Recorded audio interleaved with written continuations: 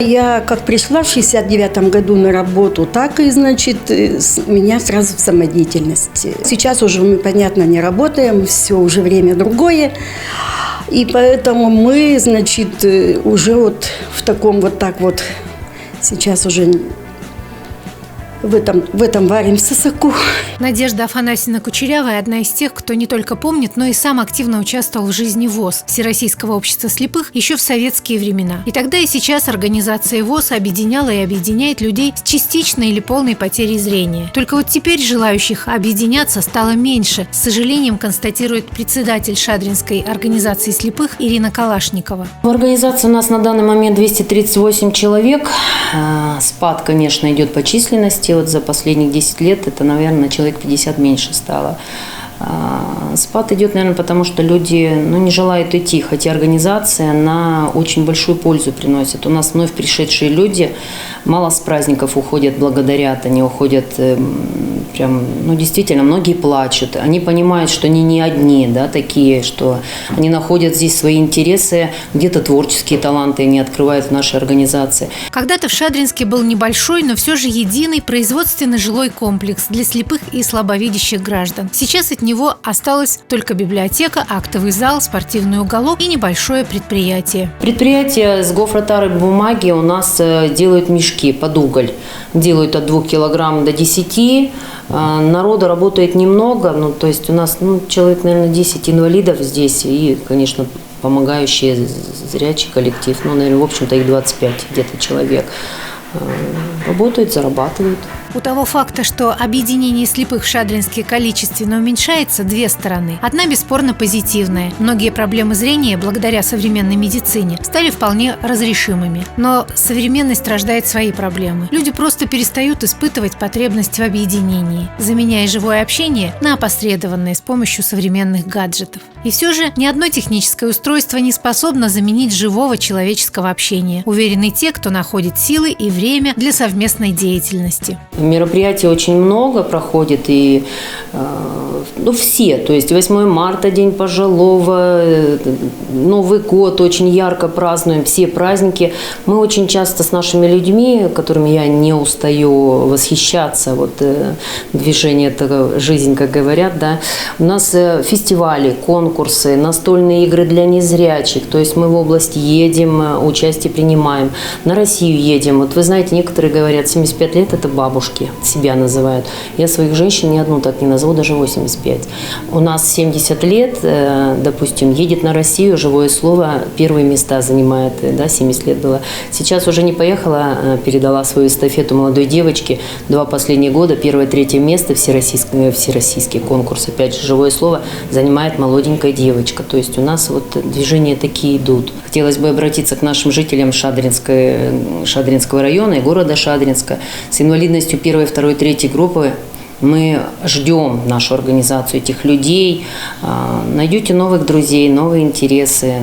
Мы обещаем вам, что у нас вам скучно не будет. В день завершения месячника слепых людей о том, чтобы им не было скучно, позаботились студенты Шадринского государственного педагогического университета. Пришли студенты с ШГПУ. Я и наш коллектив, мы им очень благодарны. Не первый раз они к нам приходят, радуют, такие концертные программы показывают. У нас люди уходят в таком состоянии удовлетворенном. Поэтому мы очень большое спасибо говорим. Студенты университета не единственные, кому в этот день закрытия месячника белой трости, от лица Шадринской организации слепых выражала свою благодарность Ирина Калашникова. Сегодня хотелось бы сказать большое спасибо нашим благотворителям. Если, конечно, не они, наша бы организация, не знаю, как бы существовала, как бы мы проводили все мероприятия. В первую очередь, конечно, это Порубов. Валерий Викторович всегда нам протягивает руку помощи, уже не 1 год. Это ШАС Попов, это технокерамика нам в этом году кондиционер помогла повешать. У нас ЗОК Лебедев помог в том году очень хорошо, Авдюшев помогает ежегодно. Пусть даже некоторые не по много, маленькими суммами, но это для нас очень значимо, для нашей организации. Казаков нас выручает нашим деткам, дает билеты на аттракционы. Драматический театр 50% скидку дает. В общем, всем, кто в городе оказывает помощь, мы говорим большое спасибо, мы желаем процветания, Всего самого хорошего. Есть что сказать, напомнить и простым шадринцам, которые живут бок о бок со своими слепыми земляками. И иногда стараются просто не замечать таких людей. Он с тросточкой идет, сам находит, сам идет, но многие люди отворачиваются в сторону. То есть это испуг или незнание, может быть, неумение. Я опять же хотела бы к нашему народу обратиться. Видите вы такого человека, помогите. То есть сейчас поставили эти светофоры. Невозможно незрячему человеку пройти по светофорам. Он их не видит. Он не видит впереди, идут люди или нет. И он просто эту трость выставил и пошел. То есть водитель тоже, будьте повнимательнее. Нам всем действительно стоит быть более чуткими и внимательными друг к другу, и особенно к тем, чьи трудности не назовешь придуманными. Тем более, что у многих из них нам есть чему поучиться. Поделилась своим мнением гостья праздника, заместитель главы города Наталья Бякова. Нам как минимум нужно рассказывать об этих людях. Нам нужно, чтобы знали условно здоровые, нормальные люди о том, что есть самые разные, но тем не менее это люди сильные духом.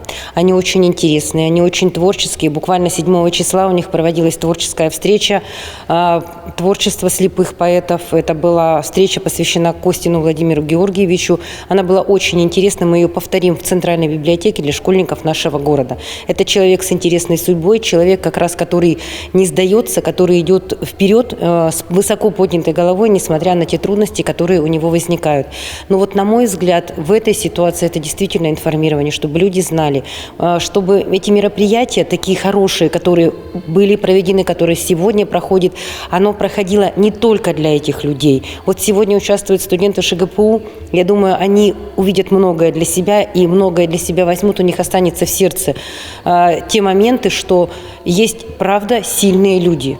Мы должны их уважать, мы должны о них знать, и если мы можем хоть чем-то помочь, то мы будем им помогать.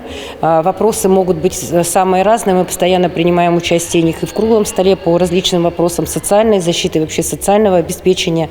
И в таких мероприятиях тоже. Как чувствуют себя в нашем городе люди с частично или полностью отсутствующим зрением? Как живется им рядом с нами, обычными людьми? Над этим вопросом нам всем не мешает время от времени задумываться. Даже если сами незрячие люди отвечают на него вполне оптимистично.